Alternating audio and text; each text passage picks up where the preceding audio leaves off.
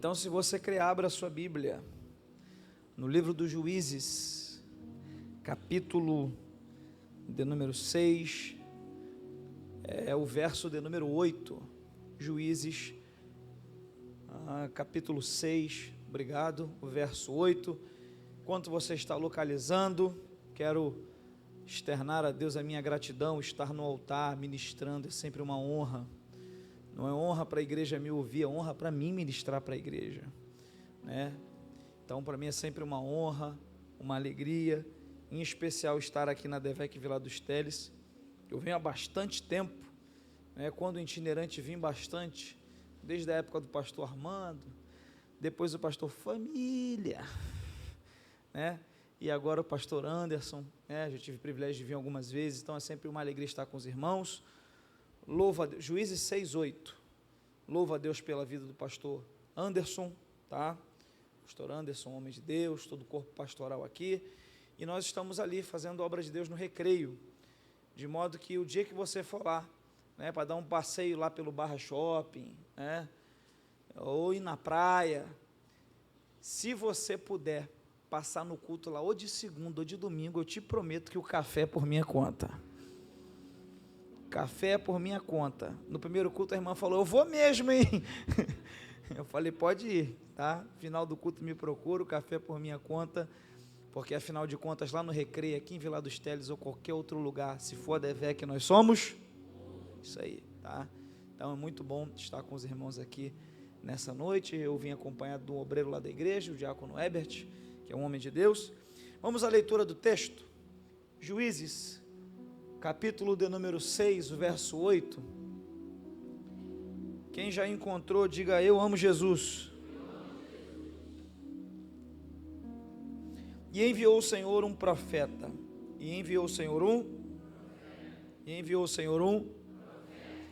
aos filhos de Israel, que lhes disse, assim diz o Deus de Israel, do Egito eu vos fiz subir de onde? E vos tirei da casa da servidão. Um pouquinho adiante, o verso 11 diz assim, então o anjo do Senhor, repita após mim, o anjo do Senhor. Então o anjo do Senhor veio e assentou-se debaixo do carvalho que está em Ofra, que pertencia a Joás Abiezrita, e Gideão seu filho estava malhando o trigo no lagar, para o salvar dos midianitas.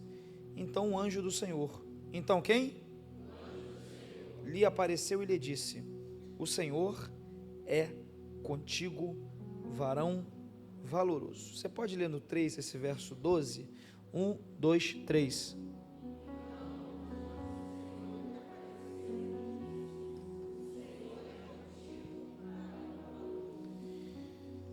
O livro dos Juízes é um livro de muitos altos e baixos do povo de Deus. Se você ler esse livro todo de uma vez, né, você não leva mais de 1h30 para lê-lo, 2 horas no máximo, você vai perceber que é um livro onde o povo demonstra algo que até hoje é um fato, a inconstância. E por causa da inconstância o povo sofre muito. Para você entender, né, o versículo 8, versículo 11, 12 e a conexão que a gente vai fazer aqui essa noite, eu quero começar te explicando algumas coisas.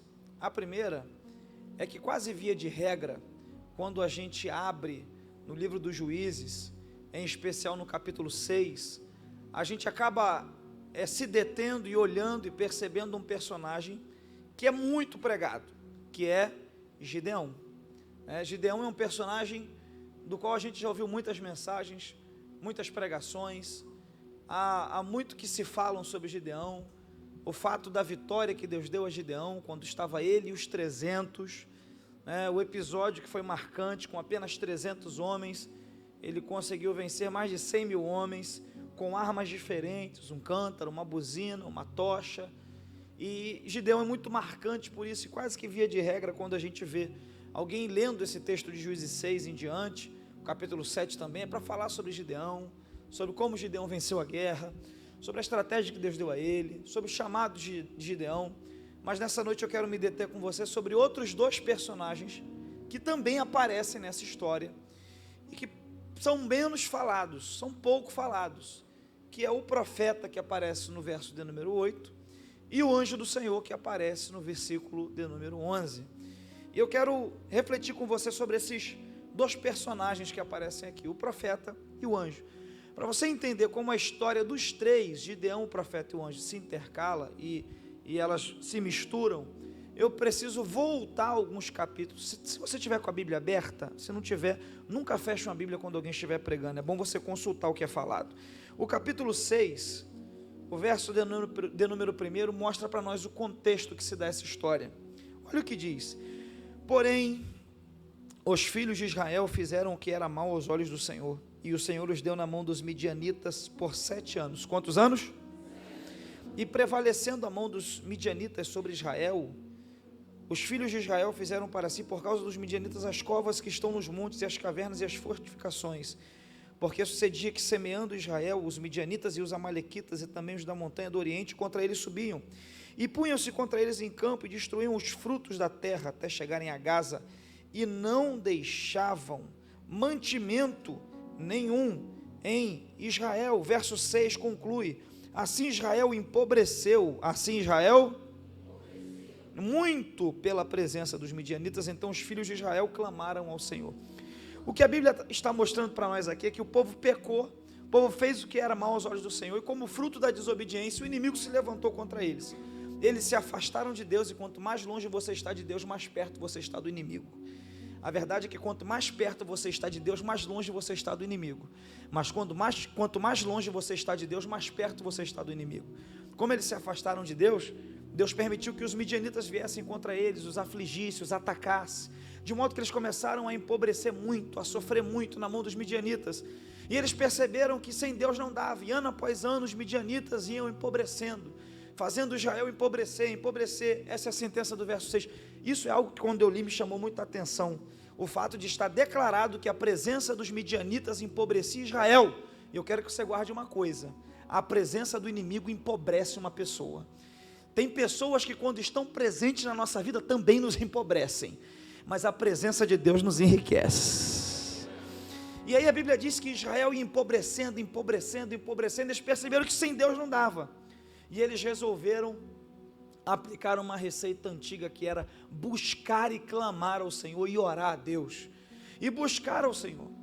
E aqui eu quero abrir um parêntese para te explicar uma coisa: todos os problemas que a gente enfrenta na vida, eu e você, eles são de duas ordens. Quantas ordens? Os problemas que eu e você enfrentamos são de duas ordens: ou são problemas de contingência, ou problemas de consequência. O que são problemas, pastor, de contingência e consequência? Contingência são problemas que você não escolhe, mas acontecem. Por esses dias eu orava por uma pessoa lá na igreja que descobriu um câncer. Ninguém escolhe ter câncer, e também ninguém provoca um câncer. A medicina já provou que é meio que uma loteria. Então é um problema de contingência. Você não provoca isso. A pandemia que nos afetou gravemente foi um problema de contingência. Ninguém escolheu. O negócio começou lá na China, parece que alguém comeu um morcego, ou sei lá o que houve, espalhou no planeta Terra, e muita gente sofreu por causa disso, e pessoas morreram. É um problema de contingência, você não tem ingerência sobre ele. Agora existe outro tipo de problema, que são os problemas de consequência, que aqui entre a gente, só entre a gente, são a maioria dos nossos problemas. A maioria dos nossos problemas são por coisas que a gente não fez e deveria ter feito, ou coisas que a gente fez e jamais deveria ter feito. A boa notícia para você, que talvez entrou aqui, está aí, pastor, bateu na consciência agora, meu problema é consequência. O povo de Israel também era, eles se afastaram e o inimigo se levantou, mas quando eles clamaram a Deus, Deus trouxe resposta para a vida deles. Então eu não sei se o teu problema é de consequência, contingência, mas a boa notícia é que se você orar a Deus, a última resposta vai ser dele. Irmãos, eu falo isso com propriedade, com conhecimento de causa. A minha mãe casou com meu pai, e a minha mãe queria muito engravidar, assembleana, né? Ela vinha de uma casa, a minha avó assembleana, vovó era dirigente de círculo de oração, na época não podia ter TV em casa, vovó teve 20 filhos, é verdade, 20, Tem primo que eu nem conheço até hoje, pastor Anderson. E aí minha mãe queria seguir a mesma chamada. E aí não conseguia ter filho. Foi fazer uns exames. E aí fez os exames e constatou que tinha um problema chamado útero infantil. O útero dela não era desenvolvido, tinha que ter feito um trabalho hormonal. E aí ela foi no médico e o médico falou: você vai ter dificuldade para engravidar, não vai conseguir ter filhos. E ainda que você conceba, você vai perder nos primeiros meses. E ela foi num trabalho de oração, e Deus usou um profeta para ela, e Deus falou: eu vou abrir o teu ventre, e o primeiro que sair vai ser um pregador da minha palavra. E eu estou hoje aqui pregando a palavra para você, para te dizer que se você orar, a última palavra não vai ser do médico. Eu vou mais uma vez: a última palavra não vai ser do advogado, a última palavra não vai ser do patrão, não vai ser do mercado, não vai ser do sistema. A última palavra vai ser de Deus na sua vida. Você pode me ajudar a dizer para quem está ao seu lado: segura na mão dessa pessoa, dá uma sacudida e diga: a última palavra de Deus. Dobra o teu joelho, não importa o que os homens falaram, importa o que Deus vai falar. O homem diz não vai, Deus diz vai. O homem diz não entra, Deus vai dizer entra. O homem diz ele não chega, ela não chega, e Deus diz ele chega. E você vai viver o que Deus diz e não o que o homem diz. Então eles oraram a Deus para que Deus os ajudasse a resolver esse problema, que é um problema de consequência. E aí Deus ama esse povo, gente. Você precisa entender uma coisa sobre Deus: Deus não fala com quem Ele não ama, Deus só fala com quem Ele ama. Deus já falou contigo alguma vez? Você é amado por Deus. E aí Deus levanta um profeta, e esse profeta vai ensinar para a gente algumas lições aqui bem rápidas. Eu prometo que eu não vou te cansar. Antes das meia-noite você sai daqui hoje. Olha para mim aqui, capítulo 6, o verso 8, olha o que diz: e enviou o Senhor um profeta. Eu aprendo algumas lições com esse profeta aqui que vão edificar a minha vida e a sua. A primeira delas é que esse é o primeiro profeta da Bíblia que não tem o nome mencionado, que não tem o nome revelado, que não tem o nome falado, que ninguém sabe o nome dele. Antes desses, outros profetas tinham o nome conhecido, mencionado, revelado, falado. O povo era até acostumado a ouvir profetas com nome. Por exemplo, Moisés era um profeta e tinha nome. Arão, além de sacerdote, era profeta. Miriam era uma profetisa. A gente tem, antes desse capítulo aqui, o capítulo de Débora, que era uma profetisa e tinha nome. Mas nessa ocasião Deus levanta um profeta sem nome, manda esse profeta sem nome falar com o povo. E o que é que Deus queria ensinar para o povo, quer ensinar para nós? É que Deus não usa só profeta que tem nome, Deus também usa profeta que não tem nome. Eu não vou fazer força não, já estou no meu segundo culto. Deus também usa profeta que não tem nome, mas tem uma palavra da parte dele para entregar. Posso te falar uma verdade: tem muito profeta por aí que tem nome, mas não tem mais palavra. Tem nome, mas não tem mais vida. Tem nome, mas não tem mais comunhão. Eu prefiro ouvir um profeta sem nome, mas com palavra, do que um profeta com nome, sem palavra. Você precisa entender essa realidade, até porque o nome do profeta não muda a tua vida em absolutamente nada. A verdade é que tem alguns profetas que Deus levanta e Deus dá nome, e eu não estou falando sobre isso não, pelo amor de Deus, E o que eu quero que você entenda é que o povo, muitas vezes, é muito ligado a isso. Se talvez em vez de Bruno Fernandes, o pastor Anderson tivesse anunciado aqui Camila Barros, que é uma mulher de Deus, uma santa serva de Deus, provavelmente a igreja estaria muito mais, daria problema para ele aqui, Se tivesse anunciado aqui em vez de Bruno Fernandes, Cláudio Duarte, com certeza, porque o povo gosta de profetas com nome, e não é pecado isso. Eu só quero que você entenda uma coisa: o nome do profeta não muda em nada a sua vida. O único nome que muda a sua vida é o nome de Jesus de Nazaré. Merecia um glória a Deus mais empolgado da sua parte, porque se dependesse do nome do profeta essa noite, você ia sair do jeito que você entrou. Mas você não veio aqui receber nada em meu nome, você veio em nome de Jesus. E é em nome de Jesus que portas serão abertas, é em nome de Jesus que milagres acontecerão, é em nome de Jesus que a cura vai chegar, é em nome de Jesus que vem resposta de Deus para a sua oração. Quem aqui acredita no poder que há no nome de Jesus? No nome de Jesus, irmão, preste atenção no que eu vou te falar. Se você estiver diante de um endemoniado possesso, e você falar sai em nome do meu pregador favorito, não vai sair. Se você falar sai em nome do meu grupo de louvor favorito, não vai sair. Sai em nome do meu pastor favorito, pode ser um homem de de Deus, não vai sair. Mas se você falar, sai em nome de Jesus de Nazaré. Jesus de Nazaré. Os discípulos voltaram para Jesus e falaram: mestre, em teu nome até os demônios se nos submetem. Aleluia, há poder no nome de Jesus. Eu não sei se isso mexe contigo, mas mexe comigo. Há poder no nome de Jesus. Eu não sei debaixo de que céu você entrou aqui, mas eu quero declarar sobre a tua vida, sobre a tua casa: há poder no nome de Jesus. Há poder no nome de Jesus. Então a primeira lição que esse profeta me ensina é que ele não tem nome, mas ele é enviado em nome do Senhor. A segunda lição que esse profeta me ensina é que ele vai, e o texto diz: e enviou um Senhor, um profeta, aos filhos de Israel, que lhes disse: assim diz o... Eu gosto muito desse profeta. Como eu já falei, ele não tem nome, mas tem uma palavra. E ele abre a boca para dizer: assim diz o... Ele não abre a boca para dizer: assim penso eu. Ele não abre a boca para dizer: assim imagino eu. Ele não abre a boca para dizer: assim diz a corrente filosófica do pensamento tal. Ele não abre a boca para dizer: assim diz o historiador tal. Ele abre a boca para dizer: assim diz o Senhor.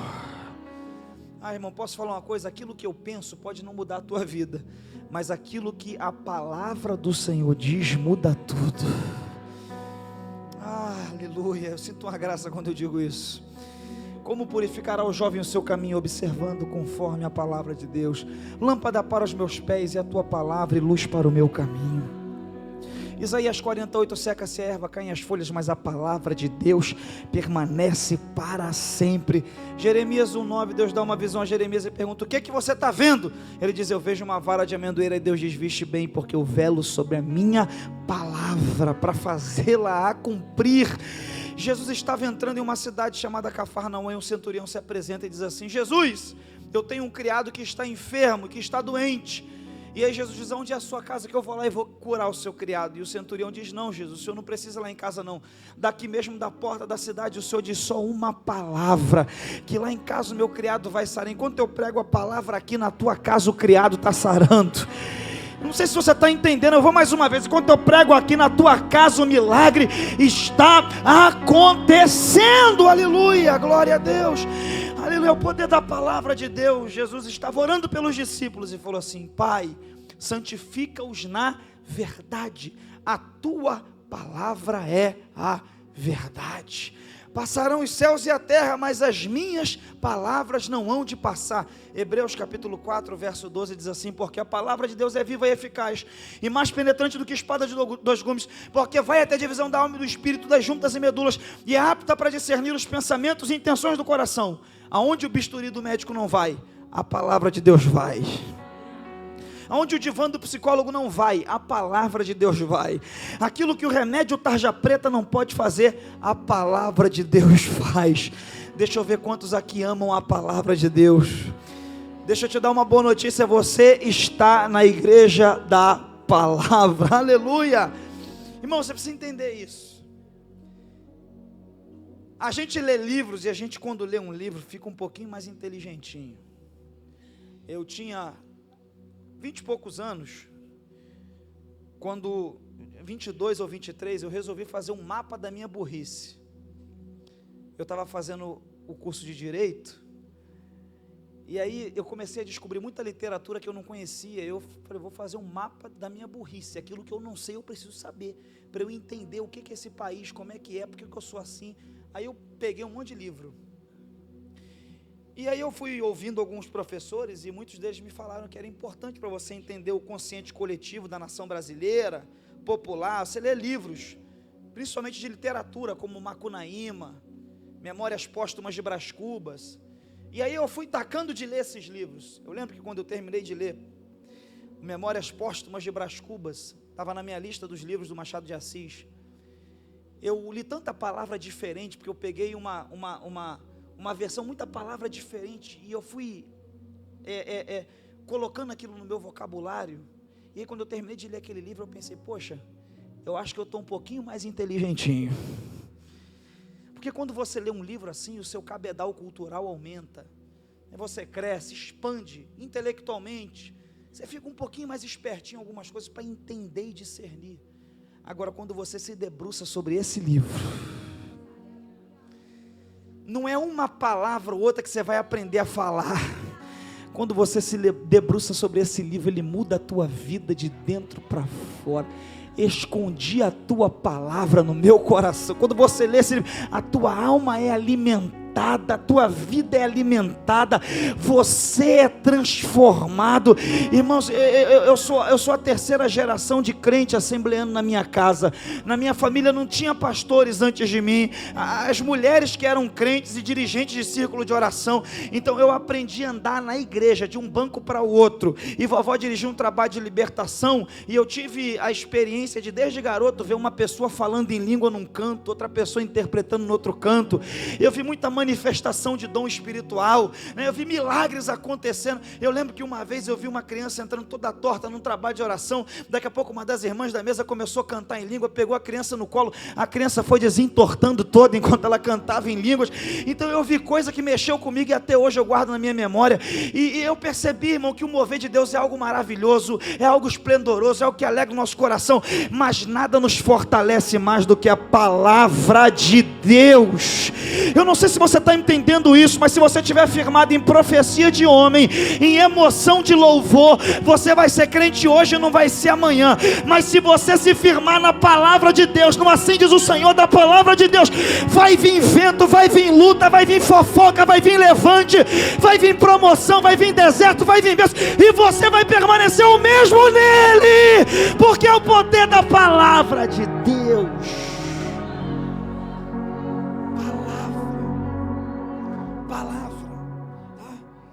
Então o profeta vem para dizer assim diz o...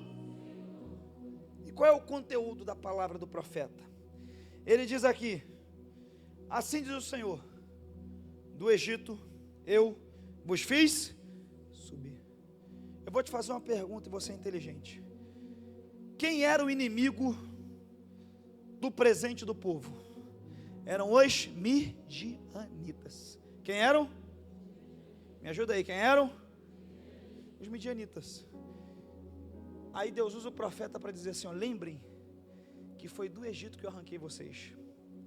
Eu não sei se você percebe isso, mas Deus está querendo criar um parâmetro de comparação, porque o inimigo do presente do povo eram os midianitas, mais ou menos 100 mil homens, uma nação seminômade que nem terra tinha.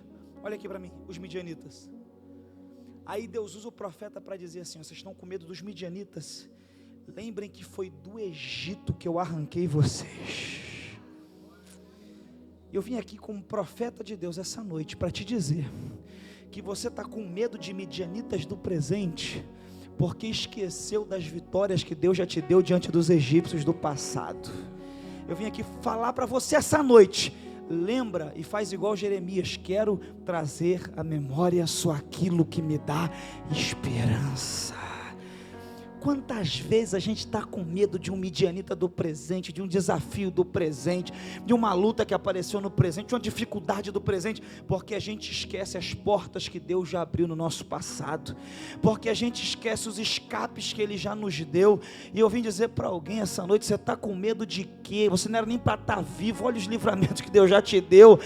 Você está com medo de quê? Você já contrariou tanto diagnóstico do homem, que falaram, vai morrer, não vai dar, vai desviar, vai afastar, isso não é para ele, não é para... E você chegou até aqui. Se Deus te deu vitória da mão dos midianitas, dos egípcios, vai te dar vitória dos midianitas também. Eu tenho uma palavra para alguém que crê, Deus te livrou no passado, e vai livrar mais uma vez. Deus abriu no passado, e vai abrir mais uma vez. Deus proveu no passado e vai prover mais uma vez. Irmão, às vezes a gente se posiciona igual Davi, pastor Anderson. Davi estava lá, a vida dele estava top, ele matou Golias, entrou para o exército, depois de entrar para o exército começou a ter vitórias. até que um homem chamado Saul começou a invejar ele. Aí um dia as mulheres cantaram um cântico, e basicamente o cântico era esse: Saul matou milhares, mas Davi, seus 10 milhares. Aí é óbvio que não era literal, era superlativo, mas isso entrou no coração de Saul, e Saul ficou setado, com inveja de Davi, começou a tentar matar Davi, de modo que Davi teve que fugir. Nisso que Davi foge, a Bíblia Sagrada diz que ele vai até um sacerdote. Davi está desesperado da vida. Por que ele está desesperado? Porque o cara que ele admirava e que era o rei, estava perseguindo ele com uma tropa de elite de Israel, para matar ele, arrancar a cabeça dele. Aí ele vai para o sacerdote, 3 dias sem comer nada, e diz para o sacerdote: eu preciso comer alguma coisa, alguns homens comigo, porque senão a gente vai desfalecer, eu estou fugindo, acabou minha vida.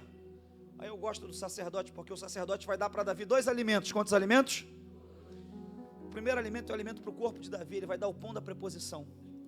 E o segundo alimento que ele vai dar para Davi é para a alma de Davi. A Bíblia diz que o sacerdote vem com uma espada bem comprida, envolta num éfode. E a Bíblia diz que ele vem com essa espada, entrega na mão de Davi. Davi olha aquilo e diz: o que é isso? E o sacerdote diz: é a espada de Golias que você venceu no vale. Você consegue entender? Para um Davi que estava com medo de um Saul que era homem normal, Deus faz o sacerdote trazer a espada de Golias, como que dizendo: lembra quem você era, e a vitória que eu te dei eu vou fazer de novo. Glória ao nome de Jesus. Você pode segurar na mão dessa pessoa que está ao seu lado, em nome de Jesus. Eu vim dizer que o nosso Deus não é Deus de um milagre só, não é Deus de uma vitória só, não é Deus de uma bênção só. Você não é museu para viver de passado. Deus tem um milagre novo para a tua vida, uma porta nova para a tua vida, um escape novo. Levanta a mão desse crente por 1 minuto, abre a tua boca, dá um brado de glória. Você já venceu desafios maiores e vai vencer esse também.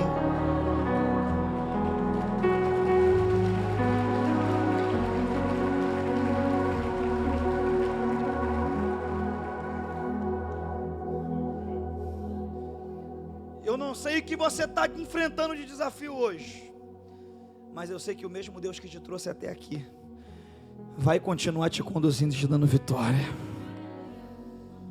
O profeta entrega a mensagem: assim diz o Senhor, do Egito eu vos fiz subir.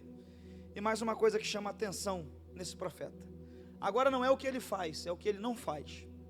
Porque a Bíblia diz que ele entrega a palavra, depois que ele entrega a palavra, ele desaparece do cenário bíblico. Isso é maravilhoso, porque o profeta sabe chegar, falar o que Deus mandou, e ele sabe sair. A porção dele era aquela, ele fez o que ele tinha que fazer, acabou o que ele tinha que fazer, fez igual os profetas de antigamente: até aqui me deu. Você lembra, né? Você é um assembleano, glória a Deus. Até aqui me deu o Senhor. E eu gosto disso nesse profeta também. Por quê, pastor? Porque o problema de algumas pessoas não é saber entrar. O problema de algumas pessoas é saber sair. E você nunca vai viver abundância se você só entra e não sabe sair. Porque o que te faz viver abundância não é Deus abrir uma porta nova todo dia, é você conservar uma porta antiga aberta. Porque se você não souber, porque tem gente que não sabe sair, irmão, ele sai batendo na porta: eu já fiz meu tempo aqui, vou deixar essa casa de qualquer jeito e vou para outra. Eu já estou meu tempo aqui nessa empresa, que eles me mandem embora, eu tenho um negócio para receber mesmo, não vou fazer nada, vou deixar tudo. Você não está sabendo sair. Deus te trouxe aqui para te dizer: aprende com Salomão. Quando Deus apareceu para Salomão, ele falou: Senhor, me dá sabedoria para entrar e para sair de diante do povo de Israel. Se você tiver sabedoria para sair, se você tiver gratidão na hora de sair, se você sair com honra, se você sair pela porta da frente, todas as portas permanecerão abertas. Deixa eu falar uma coisa para alguém aqui: nunca queime uma ponte se você não sabe se um dia vai precisar passar por ela de novo. Para de sair queimando: eu não preciso mais de fulano, não preciso mais disso. Você é Deus, você controla o amanhã.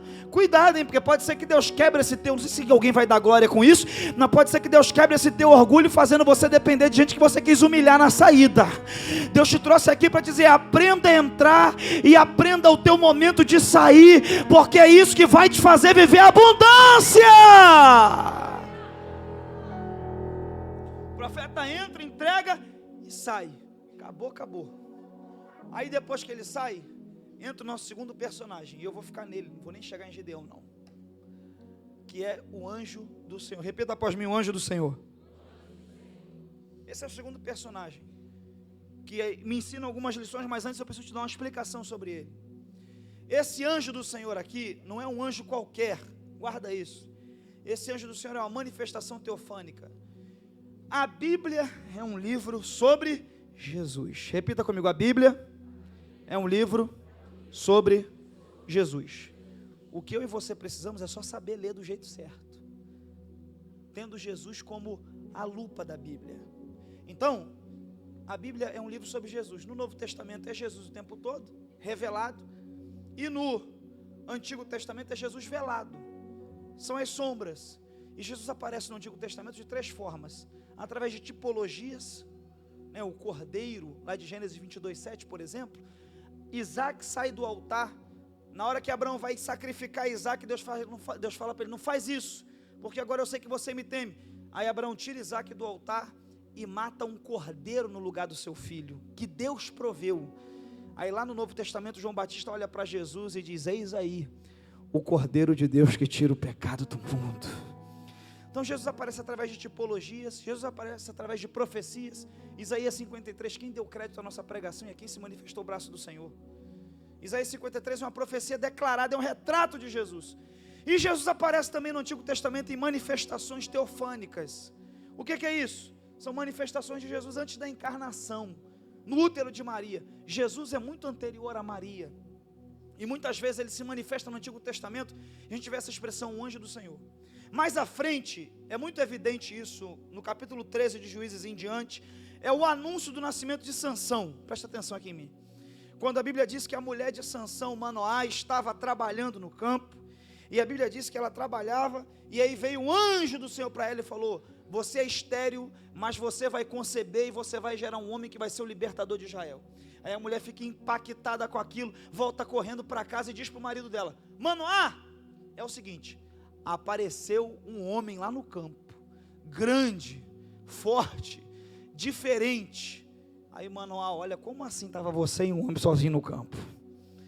Aí ela olha e diz: estava só eu e ele, e tem mais, ele falou que eu estou grávida. Aí Manoá, é porque a gente romantiza o texto. Manoá olhou para ela, falou: tá bom, você estava sozinha, com um homem que ninguém nunca viu no campo, e agora tu está, se foi Deus que mandou esse homem, vamos orar aqui que Deus vai ter que mandar de novo. Aí eles oraram, sabe o que aconteceu? De novo ela estava no campo, de novo apareceu o anjo do Senhor. Sabe por quê? Porque Deus não é Deus de confusão, Deus é Deus de confirmação. Se você orar, Deus pode confirmar o que Ele já falou com você com outros corações. Se você orar, Deus pode confirmar o que Ele já falou uma vez e falar de novo. Se você orar, Deus pode confirmar tocando em outras pessoas sobre algo que Ele já te falou. A Bíblia diz que eles oraram. De novo ela está no campo, de novo o anjo do Senhor aparece. Aí dessa vez, a águia, pastor Anderson, ela olha para o anjo do Senhor e fala: fica aí, que eu vou lá chamar o meu marido para ele te conhecer. Aí ela volta correndo, chama o Manoá ciumento e diz: vamos voltar lá, que você vai ver o anjo do Senhor. Aí eles chegaram lá no anjo do Senhor, preste atenção aqui em mim. E o anjo do Senhor olhou para ele e para a mulher e falou: essa mulher é estéril, mas ela vai conceber, vai ser um nazireu desde o ventre, não vai beber bebida forte, não vai passar navalha na cabeça dele, ele vai começar a livrar Israel da mão dos filisteus. Aí o homem ficou impactado com a palavra do anjo do Senhor, e o anjo do Senhor foi se retirando após isso. E o Manoá olhou e falou: não vai embora não, me fala o teu nome que eu quero colocar no garoto que vai nascer. Aí o anjo do Senhor está se retirando, olha para ele e diz assim: não vou te falar meu nome não, que te importa saber o meu nome, visto que ele é maravilhoso. Aí lá na frente Isaías vem e diz assim: porque o menino nos nasceu e um filho se nos deu, e um principado está sobre os seus ombros, e o seu nome será Maravilhoso, Conselheiro, Deus Forte, Pai da Eternidade, Príncipe da Paz. A Bíblia é um livro sobre Jesus Cristo. O anjo do Senhor é Jesus. Agora que você entendeu que o anjo do Senhor é Jesus, eu já estou pronto para caminhar, para encerrar. Porque uma das coisas que eu aprendo com ele aqui é que ele traz uma palavra que não é uma palavra complexa, não é uma palavra difícil, é uma palavra simples. que até uma criança entenderia. Qual é a palavra que o anjo do Senhor fala? Qual é a palavra que Jesus fala para Gideão? O Senhor é contigo. Me ajuda aí, diga para quem está ao seu lado: o Senhor é contigo. Acabou a mensagem, isso aqui mesmo. Glória a Deus ali. Eu caminho para encerrar te dizendo isso: o Senhor é contigo. Eu não sei como você entrou aqui, mas é o culto da vitória e é uma palavra de vitória para alguém. O Senhor é contigo. O Senhor é contigo. O Senhor é contigo. O Senhor é contigo. O Senhor é contigo. O Senhor é contigo. Não importa quem está contra, o Senhor é contigo. Não importa quem disse, não vou ajudar, o Senhor é contigo. Não importa quem falou, não estou torcendo a favor, o Senhor é contigo. Não importa se o mercado está contra, o sistema está contra, o inferno está contra, você e Deus são maioria em qualquer batalha. Reparava a Xúria. Deus está dizendo: pega na minha mão, minha filha, e vamos embora. Pega na minha mão, meu filho, e vamos embora, vamos embora, vamos embora. O Senhor é contigo.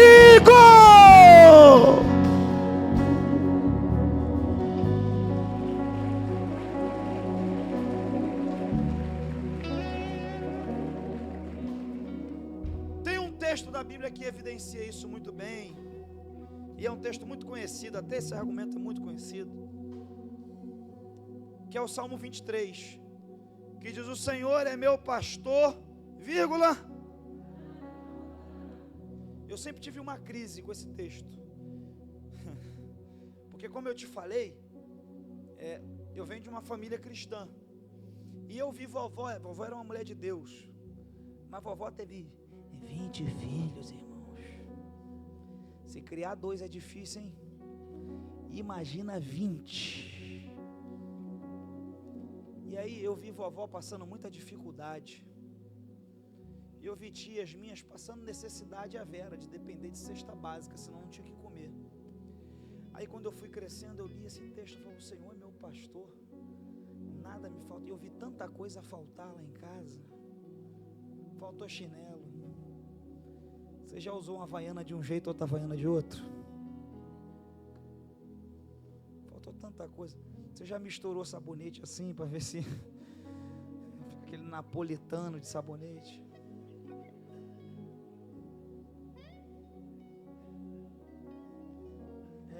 Teve uma época que minha mãe se divorciou do meu pai, e eu nasci no Rio, nasci na condomínio fechado, Vila Aliança. E minha mãe se separou do meu pai. Minha mãe era do Maranhão, voltou para o Maranhão comigo.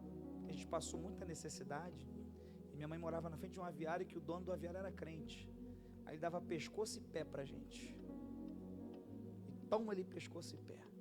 Aí quando eu fui crescendo e aprendendo a ler, eu fui ler esse texto e falei: o Senhor é meu pastor. Isso é uma brincadeira.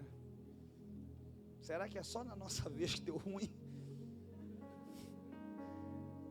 Aí quando eu fui crescendo, eu fui estudar o texto, e eu tenho o print da pergunta que eu fiz. Isso foi em 2016, para o Luiz Saião, porque eu nunca entendi o texto, porque no original, o Senhor é meu pastor, nada me faltará, é Adonai Roim Loersá, que se você transliterar direto para o português, dá assim: o Senhor é meu pastor, Ele não me falta. Aí eu mandei a pergunta para o doutor Luiz Saião, que é um biblicista, é um mestre em idiomas bíblicos. Eu falei: é isso aqui mesmo que está nos dicionários? Ele falou: é isso aí mesmo, esse é o sentido. Ele não me falta, ou Ele não tem me faltado. Eu falei: agora eu entendi tudo. Porque se o Senhor é o meu pastor, pode até ser que coisas me faltem.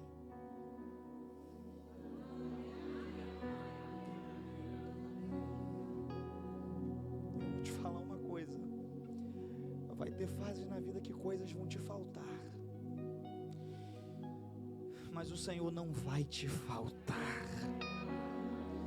Eu vim dizer hoje na Devec Vila dos Teles: o Senhor é contigo. Pode faltar amigos, mas Ele está dizendo: eu estou ao teu lado. Pode faltar dinheiro, mas Ele está dizendo: eu estou contigo. Pode a porta fechar, Ele está dizendo: eu estou contigo.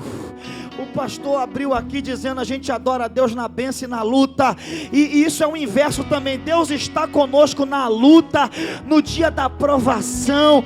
Quando você passar pelo vale da sombra da morte, Ele está dizendo: eu estou com você do teu lado, eu não te abandono. Reparavachúria no dia mau, aleluia. Deus está contigo quando o churrasco está feito e quando você não tem nem o que comer direito. Deus está contigo quando o dinheiro está na conta e você não sabe o que fazer, e quando o boleto está vindo e você não sabe como pagar. Em toda circunstância, eu vim dizer para você: o Senhor é contigo.